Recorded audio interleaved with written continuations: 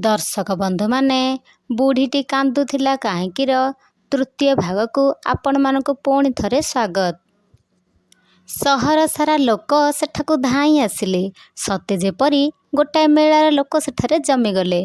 काहींकी ना सहरटा सारा लोकंक सहित से बेश्यार जनाशुना थिला। सेमाने आरक्षी को खबर देले। आरक्षी सेतेबेले आसी सेठारे पहुँची जाई बेश्या मरिबार तदंत आरंभ करिदेला। आरक्षी आग राजा पुओ को पचारा। राजा पुओ ठारू जमानाबंदी नेला। राजा पुओ थरी थरी कहला, मोर एथिरे किछि हेले दोष नाही, केवल एतिकी कहबी रातिरे दुहें मजा कलु, तापरे साथी होई सोई पड़िलु। सकाळ हेलारू मु उठी बसिली। मु जेतेबेले बेश्याकू उठाए देखिली बेश्या मरी पड़िछि। एहा व्यतीत मते आउ किछि जणा नाही। आरक्षी राजा पुओ ठारू जमानाबंदी नेई सारिबा परे आउ किछि चारा नथिला। रातिरे बेश्या पाखरे राजा पुओ ही थिला। राजा पुओ सत कहिला कि मिछ कहिला से कथा किपरि विश्वास करिब। तेणु न्याय दृष्टिरू आरक्षी राजा पुओ हस्तरे कड़ी पकाई हाजतकू नेईगला। एहा परे सुआ कहिला, सारिलो राजा पुओ कथा एइठी, आउ एहा परे कहुछि बणिया पुओ कथा। बणिया पुओ तो ता ससुर घर को जाइथिला। सेठारे से कौन कला से कथा कौन तू जानिचु कि नाही? सारी कहिला, कहुनु, ए जाबत तो समस्तन कथा कहि चलीछु, हेले बणिया पुओर कथा तो किछि कहिलु नाही। सुआ कहिला, ताहले सुण, बहुत दिन परे ससुर घर को जाइछि बणिया पुओ। मनरे भी मसुधा करिछि राति पाहिले निज स्त्री को साथिरे धरी ग्राम को चलीजिब। जोई ससुर घरे जेतेबेले पहुँची गला एकथा सासु ससुर को अपूर्व लागिला। दिने नाही काले नाही गम्हा पुनई दिन माई माई अकाल बाबाजी सकाळे देखा परी कथाटा लागिला। आगरू केते डकेई डकेई जोई पुणी आसिबाकू तर पाउनथिले। केजाणी अनेक दिन परे जोईंकर ससुर घर आउ निजर स्त्री कथा मने पड़िला। जहा हेउ बहु दिन परे जोई आसिसंती। सासु ससुरंक मनरे जे कि आनंद से कथा से माँ गंगे जानती। सेथिलागी जोई लागी 9 तिअण 6 भजा करागला। जोई को आग खाया पिया को दे सारिबा परे परिवार अन्य समस्ते खाइले। खिया पिया सरिला। सासु ससुर खिया पिया सारी सोइले। बणिया झियो भी खाई सारी स्वामी को सोइबा घर को गला। एमिति एमिति राति पाहिला। बेलकु बेल खरा बढ़िला। झियो जोई से घरे एते बेल जाए गोटाए घरे कबाड़ दे सोईछंती। उठु नाहांती काहेकि? एहार कारण हेउछि बणिया झियो लाज सरमरे बिछଣା छाड़ी आसी पारु नाही। तहिंकी जोई से गध परी सोईछंती, से भी उठी पारु नाहांती। राति सारा बणिया झियोर आखि को निद नाही। केवल जंत्रणार से छटपट हेउछि। नाकटा बिंधा छिटिका करुछि। दरजा खोलिया मात्रे ता बापा माँ को आखिरे आग एई कथा पड़िब। सेमाने मते पचारिबे, एबे कौन करिबी, कौन कहिबी, ना मते एथिलागी किछि गोटे करिबाकू हेबो। आज स्वामी आसिथिले बोली बाबाजी पाखकू जिबारे विलंब हेला। सबु काम सारू सारू उछुर हेला। पुणी काली सकाळु ए मते तांको घर को सांगर नेई जिबे। एकथा जदि बाबाजी पाखरे न कहबी से केते जे मन दुख करिबे।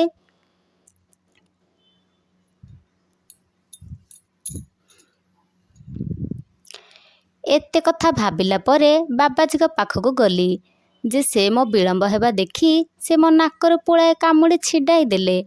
ए अलक्षणा आसिला बोली एते कथा हेला। एही स्वामी को लगी मोर नाक गला। ए जदि आसी न थांते ताहाले मो नाक बा काई जाई थांता। ए हेउछि सब कथार मूल। ए जोगिनी खिया को मु सहजरे छाड़िबी नाही। बाबाजी पाखकू जिबा कथा शुणी मो नामरे लोक अपवाद देबे।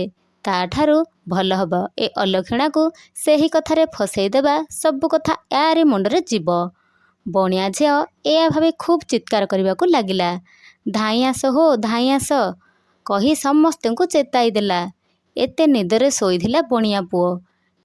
निज स्त्रींकर नाकर एपरी अवस्था देखी से आश्चर्य हो जाई कौन हैला कहूथिबा समय रे सेठारे बहुत लोक जमा हो गले। देखणा हारिया ताहा देखी आबाक हो गले। पचारा जिबारू झियो जाईंका उपरे सबु दोष लदी देई केवल कांदिबाकू आरंभ कला। ହେଲେ ବଣିଆ ପୁଅ ତ ଏ ବିଷୟରେ ବିନ୍ଦୁ ବିସର୍ଗ ଜାଣେ ନାହିଁ। ସେ କେବଳ କାଠ ପୁତୁଳିଟେ ଉପରେ ଠିଆ ହୋଇ ରହିଥାଏ। ଶ୍ୱଶୁର ଘର ଲୋକ ଝିଅର ଏପରି ଦୁର୍ଦ୍ଦଶା ଲାଗି ଜ୍ୱାଇଁଙ୍କୁ ଦାୟୀ କରିବା ସହିତ ଆରକ୍ଷୀକୁ ଖବର ଦେଲେ। କିଛି ସମୟ ପରେ ଆରକ୍ଷୀ ଆସିଲା।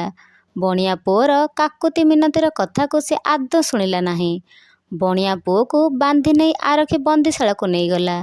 ଶୁଆ କହିଲା, ଶୁଣିଲୁ ତ ସାରି, ମୁଁ ତୋତେ ଯେଉଁ ଯେଉଁ କଥା କହିଲି, ଏହାପରେ ଯାହା ହେଲା ମୁଁ ତୋତେ ସେହି କଥା କହୁଛି। ରାଜାଙ୍କ କଟୁଆଳମାନେ ଜଗୁଆଳି ପୁଅକୁ ଆଉ ଆରକ୍ଷୀ ରାଜା ପୁଅ ଓ ବଣିଆ ପୁଅକୁ ନେଇ ବନ୍ଦୀଶାଳାରେ ପୂରାଇ ଦେଲା। ଏହାପରେ ସମସ୍ତେ ବିଚାରାଳୟରେ ହାଜର ହେଲେ। ବିନା ଦୋଷରେ ସେମାନଙ୍କୁ ଆରକ୍ଷୀ ହାତରେ ବନ୍ଧା ହେବାକୁ ପଡ଼ିଲା। ତିନିଙ୍କୁ ତିନିହେଁ ଦେଖି ତିନି ସାଙ୍ଗ ଖାଲି ଭେଁ ଭେଁ ହୋଇ କାନ୍ଦିଲେ। ହେଲେ ଜଗୁଆଳି ପୁଅ ସେସବୁ ପାଇଁ କୌଣସି ମାନସିକ ଚିନ୍ତା ନଥିଲା।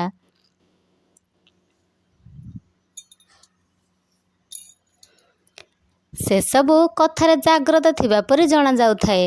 ସେଦିନ ହାଜତରେ ଥିବା ସମସ୍ତ ଅଭିଯୁକ୍ତମାନଙ୍କ ମଧ୍ୟରୁ ପ୍ରଥମେ ବଣିଆ ପୁଅକୁ ବିଚାରପତି ଜେରା କଲେ। ବିଚାରପତିଙ୍କର କୌଣସି ପ୍ରଶ୍ନର ଉତ୍ତର ବଣିଆ ପୁଅ ଦେଇପାରିଲା ନାହିଁ। ତାପରେ ବିଚାରପତି ଜଗୁଆଳି ପୁଅକୁ ଜେରା କଲେ। ଜଗୁଆଳି ପୁଅ ସଚେତନ ଅବସ୍ଥାରେ ଥିଲା। ସେ ସଙ୍ଗେ ସଙ୍ଗେ ବିଚାରପତିଙ୍କ ପ୍ରଶ୍ନର ଉତ୍ତର ଦେବାକୁ ସଜାଗ ହୋଇଗଲା। ସେ କହିଲା, ମାନ୍ୟବର, ଆମେ ତିନିଜଣ ସାଙ୍ଗ ଗୋଟିଏ ସ୍ଥାନରୁ ଏଠାକୁ ଆସିଥିଲୁ। ଆମେ ବିନା ଅପରାଧରେ ଆଜି ବନ୍ଦୀଶାଳାକୁ ବନ୍ଧା ହୋଇ ଆସିଛୁ। ରାଜାଙ୍କ ପୁଅକୁ ଇଙ୍ଗିତ କରି କହିଲା, ଏ ହେଉଛନ୍ତି ପ୍ରୀତିପୁର ରାଜାଙ୍କର ପୁଅ ଯୁବରାଜ। ମୁଁ ହେଉଛି ଜଗୁଆଳିଙ୍କ ପୁଅ। ଏ ହେଉଛନ୍ତି ପ୍ରୀତିପୁରର ଜଣେ ଧନିକ ବଣିଆଙ୍କର ପୁଅ। ଆମେ ଥିଲୁ ତିନିକୁ ତିନିହେଁ ସଙ୍ଗାତ। ଏବେ ମାନ୍ୟବରଙ୍କର ଯେବେ ମୋତେ ଆଦେଶ ହେବ, ତାହାହେଲେ ମୁଁ ଯାହା ସବୁ ଜାଣିଛି ତାହା ଆପଣଙ୍କ ପାଖରେ ସତ ସତ ବଖାଣି ଦେବି। ଜଗୁଆଳି ପୁଅଠାରୁ ଏକଥା ଶୁଣି ବିଚାରପତି କହିଲେ, ଠିକ୍ ଅଛି, ତୁମେ ଯାହା ଜାଣିଛ ସେ କଥା ସତ ସତ କୁହ। ଏଥିରେ ପଦେ ଯଦି ମିଥ୍ୟା କହିବ, ସେହି ଅପରାଧରେ ମୁଁ ତୁମକୁ ଫାଶୀ ଦେବି। ବିଚାରପତିଙ୍କଠାରୁ ଆଦେଶ ହେବା ପରେ ଜଗୁଆଳି ପୁଅର ସାହସ ହେଲା। ତହୁଁ ସେ ସବୁ କଥାକୁ ଖୋଲି କହିଲା, ଏ ବଣିଆ ପୁଅ ଆମର ସଙ୍ଗାତ। ତାଙ୍କର ଏହି ଗ୍ରାମରେ ଶ୍ୱଶୁର ଘର।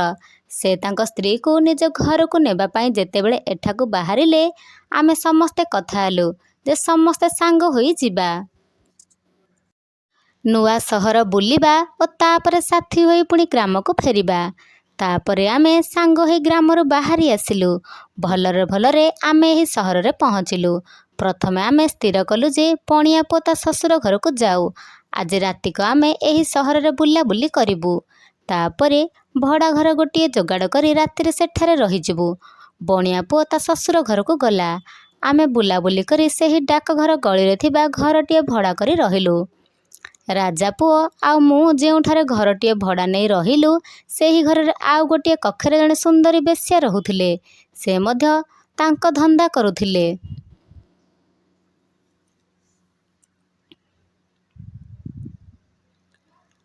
ଆମ ରାଜା ପୁଅ ବେଶ୍ୟା ବୋଲି ନ ଜାଣି ତାଙ୍କ ସହ ମଜା କରିବାକୁ ଚେଷ୍ଟା କଲେ। ସେ ତ ବେଶ୍ୟା, ସେ ମଧ୍ୟ ସହଜରେ ରାଜା ପୁଅକୁ ନିଜ ଆଡ଼କୁ ଆକର୍ଷିତ କରିନେଲା। ଏହାପରେ ରାଜା ପୁଅ ଗଲା ବେଶ୍ୟା ପାଖକୁ। ଏହାପରେ ମୁଁ ଆମ ରହୁଥିବା ଘର ପଡ଼ିଶା ଘରର ପିଣ୍ଡା ଉପରେ ବସିଥିବା ଜଣେ ବୁଢ଼ୀ ନିକଟକୁ ଯାଇ ପଚାରିଲି, ଆଲୋ ମା, ସତ କହିବୁ, ଆମେ ଯେତେବେଳେ ଏଠାରେ ଘର ଭଡ଼ା ବୁଝି ରହିଲୁ, ସେତେବେଳେ ତୁ କାନ୍ଦିଲୁ କାହିଁକି? ବୁଢ଼ୀଟି ମୋଠାରୁ ଏକଥା ଶୁଣି ଭୋ ଭୋ ହୋଇ କାନ୍ଦି ପକାଇ କହିଲା, ପୁଅରେ, ମୁଁ ଏଇଠି ଥାଇ ସବୁ ଦେଖୁଛି। ଏଠାରେ ଯେଉଁ ବେଶ୍ୟା ଅଛି ସେ ଭାରି ସୁନ୍ଦର। ସେ ସହଜରେ ସମସ୍ତଙ୍କୁ ନିଜ ଆଡ଼କୁ ଟାଣି ନେଇପାରେ। ଯେଉଁ ପୁରୁଷ ଜଣକ ରାତିରେ ତା ପାଖକୁ ଯାଆନ୍ତି, ସକାଳ ହେଲେ ସେହି ଘରୁ ସେ ପୁରୁଷର ମୁର୍ଦ୍ଦାର ବାହାରକୁ ଆସେ। ତମେ ଦୁଇଟା ଆଜି ତମ ଦୁଇ ଜଣଙ୍କ ମଧ୍ୟରୁ ଜଣକ ଅବସ୍ଥା ତ ସେଇଆ ହବ। ମୁଁ ପରା ମା, ଏକଥା ଜାଣିବା ପରେ ଦୁଃଖରେ ମୋ ଆଖିରେ ଲୁହ ଗଡ଼ିଗଲା। ମୁଁ ପଚାରିଲି, କାହିଁକି? ବେଶ୍ୟା ଘରକୁ ଯେଉଁ ପୁରୁଷ ଯାଏ ସେମାନେ ମରନ୍ତି କାହିଁକି? ବୁଢ଼ୀ କହିଲା, ସେ ବେଶ୍ୟାର ପେଟ ମଧ୍ୟରେ ଗୋଟାଏ ବିଷଧର ସାପ ରହିଛି। ଯେଉଁ ପୁରୁଷମାନେ ବେଶ୍ୟା ପାଖକୁ ଯାଆନ୍ତି, ତାଙ୍କର ମଜା ମଉଜ ଆରମ୍ଭ ହେବା ମାତ୍ରେ ବେଶ୍ୟାର ପେଟ ଭିତରୁ ସେ ସାପଟା ବାହାରି ଆସେ। ଏକଥା ରାଜା ପୁଅକୁ ଅଜଣା। ମୁଁ ଦେଖିଲି ବୁଢ଼ୀର କହିବା କଥା ସତ୍ୟ ହେଲା।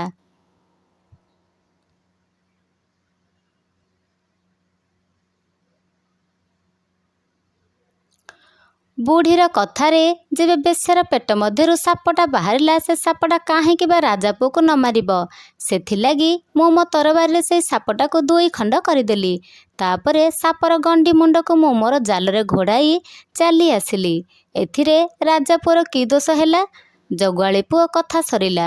ବିଚାରପତିଙ୍କ ବିଚାରରେ ବେଶ୍ୟାର ପୁରୁଷକୁ ଏକଥା ପଚାରିବାରୁ ସେ ସବୁ ସତ କଥା ବିଚାରପତିଙ୍କ ସମ୍ମୁଖରେ କହିଗଲା। ଏଥିରେ ରାଜା ପୁଅର କୌଣସି ଦୋଷ ନାହିଁ ଜାଣି ବିଚାରପତି ରାଜା ପୁଅକୁ ନିର୍ଦ୍ଦୋଷରେ ଖଲାସ କରିଦେଲେ। ଏହାପରେ ଜଗୁଆଳି ପୁଅ କହିଲା, ଏବେ ମୋ ଠାରୁ ଆଉ ଗୋଟିଏ କଥା ଶୁଣ। ସେଦିନ ମୁଁ ସାପ ମୁହଁରୁ ରାଜା ପୁଅକୁ ଉଦ୍ଧାର କରି ମନ ଖୁସିରେ ସହର ବୁଲିବାକୁ ବାହାରିଗଲି। ରାତି ତ ଅନେକ ହୋଇଯାଇଥାଏ। ବୁଲିବା ମଧ୍ୟରେ ମୁଁ ଖଣ୍ଡେ ଦୂରରେ ଦେଖିଲି ଯେ ଜଣେ ଦିବ୍ୟ ସୁନ୍ଦରୀ ସ୍ତ୍ରୀ ଲୋକ ଏକା ଏକା ସହର ଛାଡ଼ି ମଶାଣି ଆଡ଼କୁ ଚାଲିଲା। ମୋର ସନ୍ଦେହ ହେଲା, ଏତେ ରାତିରେ ଏକା ଏକା ଏହି ସ୍ତ୍ରୀ ଲୋକ ମଶାଣି ଆଡ଼େ କାହିଁକି ଯାଉଛି? ମୋର ମନର ସନ୍ଦେହ ଦୂର କରିବା ଆଶାରେ ମୁଁ ସେହି ସ୍ତ୍ରୀ ଲୋକ ପଛେ ପଛେ ଚାଲିଲି। ମୁଁ ଦେଖିଲି ସେହି ସ୍ତ୍ରୀ ଲୋକଟି ମଶାଣିର ଶେଷ ସୀମା ଯାଏ ଗଲା। ଶେଷରେ ଜଣେ ବାବାଜୀ ବସିଥିଲେ। ଏହି ସ୍ତ୍ରୀ ଲୋକର ଆଗରେ ଯିବାର ଦେଖି ସେ ଖୁବ୍ ରାଗ ଆଉ କ୍ରୋଧରେ ଆସିଲେ। ସ୍ତ୍ରୀ ଲୋକର ଏତେ ବିଳମ୍ବ ହେବାର କାରଣ ମାଗିଲେ। ସ୍ତ୍ରୀ ଲୋକଟି କହିଲା, ଆଜି ମୋର ସ୍ୱାମୀ ଆସିଛନ୍ତି। ସମସ୍ତଙ୍କ କଥା ବୁଝି ସୁଝି କାମ ସାରିବା ବେଳକୁ ଏତିକି ଡେରି ହୋଇଗଲା। ମୋର ସ୍ୱାମୀ ଶୋଇଥିବା ପରେ ସୁବିଧା ଦେଖି ମୋତେ ଲୁଚି ଲୁଚି ଆସିବାକୁ ହେଲା। ସ୍ତ୍ରୀ ଜଣକ ପ୍ରକୃତ ସତ୍ୟ କଥା ବାବାଜୀ ଆଗରେ ବଖାଣି ସାରିଲା। ସେ ଯେତେବେଳେ ତା ସ୍ୱାମୀଙ୍କ ଆସିବା କଥା ଜାଣିଲା, ବାବାଜୀ ଆଗଠାରୁ ଆହୁରି ଅଧିକ ରାଗିଗଲା। ସଙ୍ଗେ ସଙ୍ଗେ ଏ ସ୍ତ୍ରୀ ଲୋକର ବାହୁ 2ଟାକୁ ଧରି ପକାଇ ସେ ସ୍ତ୍ରୀ ଲୋକଟାର ନାକରୁ ପୁଳାଏ କାମୁଡ଼ି ଧରି ଚାଲିଗଲା। ଏହାପରେ ସେ ସ୍ତ୍ରୀ ଲୋକଟି କାନ୍ଦି କାନ୍ଦି ପଳାଇ ଆସିଲା।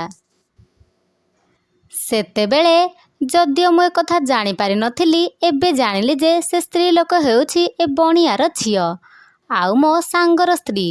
ହେଲେ ଏସବୁ କଥା ମୋତେ ଜଣା ନଥିଲେ ମଧ୍ୟ ଏସବୁ ଦୃଶ୍ୟ ଦେଖି ବାବାଜୀ ଉପରେ ମୋର ଖୁବ୍ ରାଗ ହେବାରୁ ମୁଁ ସେ ବାବାଜୀକୁ ହାଣି ଦେଇ ସାରିବା ପରେ ଏକ ଜଙ୍ଗଲିଆ ବୁଦାମୂଳରେ ଲୁଚାଇ ଦେଇ ଆସିଲି। ମାନ୍ୟବରଙ୍କର ଯେବେ ଆଜ୍ଞା ହେବ ତା ନିଶ୍ଚୟ ଆପଣଙ୍କୁ ଦେଖାଇ ଦେଇ ପାରିବି। ବିଚାରପତି ସଙ୍ଗେ ସଙ୍ଗେ ଲୋକଙ୍କୁ ପଠାଇ ଜଗୁଆଳି ପୁଅ କହୁଥିବା କଥାର ସତ୍ୟାସତ୍ୟ ବୁଝିବାରୁ ଜଣାଗଲା ଯେ ଏକଥା ସତ୍ୟ। ସେ ସ୍ତ୍ରୀ ଲୋକକୁ ପଚାରିବାରୁ ସେ ମଧ୍ୟ ସବୁ ସତ୍ୟ କଥାକୁ ସେଠାରେ ପ୍ରକାଶ କଲେ।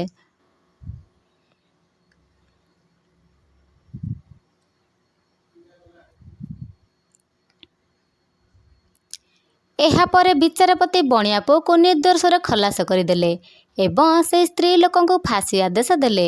ଏହାପରେ ବିଚାରପତି ପଚାରିଲେ, ଏବେ ତୁମ କଥା କୁହ। ତୁମେ କାହିଁକି କାଲି ରାତିରେ ରାଜକନ୍ୟାଙ୍କ ଉଆସରେ ପଶିଥିଲ? ଏଥୁଅନ୍ତେ ଜଗୁଆଳି ପୁଅ କହିଲା, ମାନ୍ୟବର, ସେଦିନ ବାବାଜୀଙ୍କର ମୁଣ୍ଡ କାଟି କରି ବସାକୁ ଫେରୁଥିବା ସମୟରେ ଗୋଟିଏ ଠାକୁରାଣୀ ମନ୍ଦିର ପାଖରେ ପହଞ୍ଚିଗଲି। ସେ ସ୍ଥାନ ଖୁବ୍ ଅନ୍ଧାର ହୋଇଥିଲା। ସେହି ଅନ୍ଧାର ମଧ୍ୟରେ ମୁଁ ଶୁଣିବାକୁ ପାଇଲି ଯେ ମନ୍ଦିର ଭିତରେ କେତେଜଣ ଚୋର ବସି ନାନା ସ୍ଥାନରେ ଚୋରି କରିବାର ଯୋଜନା କରୁଛନ୍ତି। ସେଥିଲାଗି ଚୋରି କରିବାରେ ଯେପରି ତାଙ୍କୁ ସଫଳତା ମିଳିବ, ସେଥିପାଇଁ ଜଣ ଜଣ କରି 4 ଜଣ ମାନସିକ କଲେ। ପ୍ରଥମ ଚୋର ଜଣକ କହିଲା, ଆଜି ଯଦି ମୁଁ ସହଜରେ ଚୋରି କରି ପଳାଇ ଆସିବି, ତାହାହେଲେ ଠାକୁରାଣୀଙ୍କ ଲାଗି ସୁଣ୍ଡିଘର ଦୋକାନଟିକୁ ସଫା କରିଦେବି। ଦ୍ୱିତୀୟ ଚୋର ଜଣକ କହିଲା, ମୁଁ ଯଦି ସହଜରେ ପୁଳାଏ ଧନ ଧରି ଆସିବି, ତାହାହେଲେ ମାଆଙ୍କୁ 100 ଧଣ୍ଡା ଚଢ଼େଇବି। ତୃତୀୟ ଚୋର କହିଲା, ମୁଁ ଯଦି ସହଜରେ କିଛି ଧନ ଧରି ଫେରି ଆସିବି, ତାହାହେଲେ ଆଗ ସକାଳେ ଜଣେ ବ୍ରାହ୍ମଣକୁ ପେଟେ ପୂରା ଭୋଜନ କରିବାକୁ ଦେବି ଓ ଉପଯୁକ୍ତ ଦକ୍ଷିଣା ଦେବି। ତାପରେ ଚତୁର୍ଥ ଚୋର କହିଲା, ମୁଁ ଯଦି ଆଜି ଭଲରେ ଭଲରେ ବହୁ ଧନ ଚୋରି କରି ଆଣିବି, ତାହାହେଲେ ଆଜି ରାତିକ ମଧ୍ୟରେ ରାଜା ଝିଅକୁ ଆଣି ଠାକୁରାଣୀଙ୍କ ଆଗରେ ଛେଦ ପକାଇବି। ଏହିଭଳି ଭାବରେ 4 ସଙ୍ଗାତ ବିଚାର କରି ଚୋରି କରିବାକୁ ବାହାରିଗଲେ।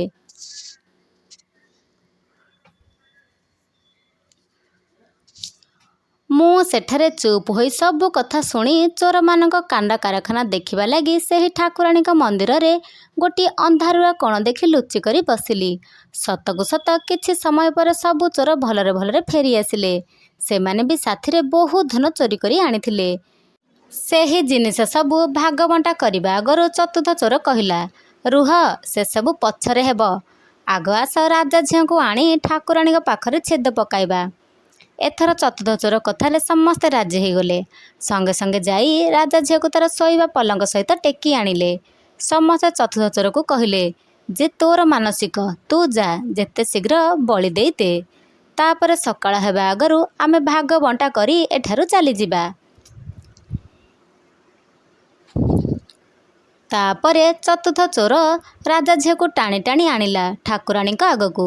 ରାଜା ଝିଅ ବିପଦରେ ପଡ଼ିଛି ଜାଣି ଖାଲି ଭେଁ ଭେଁ ହୋଇ କାନ୍ଦୁଥାଏ। ଚୋର ଯେତେବେଳେ ରାଜା ଝିଅକୁ ବଳି ପକାଇବାକୁ ଖଡ଼ଗ ଉଠାଇଲା, ମୁଁ ପଛରୁ ଯାଇ ତାର ଗଣ୍ଡିରୁ ମୁଣ୍ଡକୁ ଅଲଗା କରି 2 ଖଣ୍ଡ କରିଦେଲି।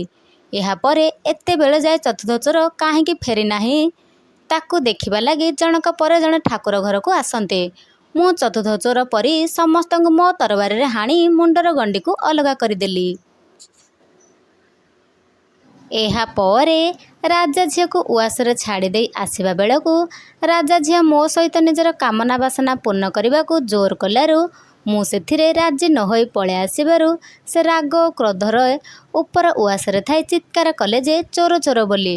ମୁଁ ତରତରରେ ନିଶୁଣୀରେ ଓହ୍ଲାଇବା ବେଳକୁ ରାଜାଘରର କଟୁଆଳମାନେ ମୋତେ ଘେରି ଯାଇ ବାନ୍ଧି ପକାଇଲେ ଓ ବନ୍ଦୀଶାଳରେ ନେଇ ରଖିଦେଲେ। ଜଗୁଆଳି ପୁଅଠାରୁ ଏସବୁ କଥା ଶୁଣି ବିଚାରପତି ଲୋକ ପଠାଇ ଠାକୁରାଣୀ ମନ୍ଦିର ତନଖି କରିବାରୁ ସେଠାରୁ ସବୁ ସତ କଥା ଜଣାପଡ଼ିଲା। ଏଥିଯୋଗୁଁ ବିଚାରପତି ଜଗୁଆଳି ପୁଅକୁ ନିର୍ଦ୍ଦୋଷରେ ଖଲାସ କରିଦେବା ସହିତ ରାଜା ଝିଅକୁ ଫାଶୀ ଦଣ୍ଡ ଦେବାକୁ ଆଦେଶ ଦେଲେ। ଶୁଆ ଏଥର ବିଦ୍ରୂପରେ ହସି ହସି କହିଲା, ଏଥର ତୁମ ମାଇପି ଜାତିଙ୍କ କଥା ଶୁଣିଲୁ ତ? ଏଥିରେ ସଂସାରରେ କୋଉ ମାଇପି ପିଲାଙ୍କୁ କିପରି ବିଶ୍ୱାସ କରିବା ଉଚିତ? ଶୁଆ କଥା ଶୁଣି ସାରି ହସିଲା। ଠିକ୍ ଅଛି, ତୋ ପରେ ମୁଁ ଏବେ ଗୋଟାଏ କଥା କହୁଛି ଶୁଣୁ। ସେହି କଥାଟି ଶୁଣି ସାରିବା ପରେ କହିବୁ ତ ତମ ପୁରୁଷ ଜାତିଟା କେତେ ଭଲ। ଦର୍ଶକ ବନ୍ଧୁମାନେ, ଯଦି ମୋ ଓଡ଼ିଆ କାହାଣୀଟି ଆପଣମାନଙ୍କୁ ଭଲ ଲାଗିଥାଏ, ଲାଇକ୍, ସେୟାର ଆଣ୍ଡ ସବସ୍କ୍ରାଇବ୍ କରିଦେବେ। ରହୁଛି। ଜୟ ଜଗନ୍ନାଥ।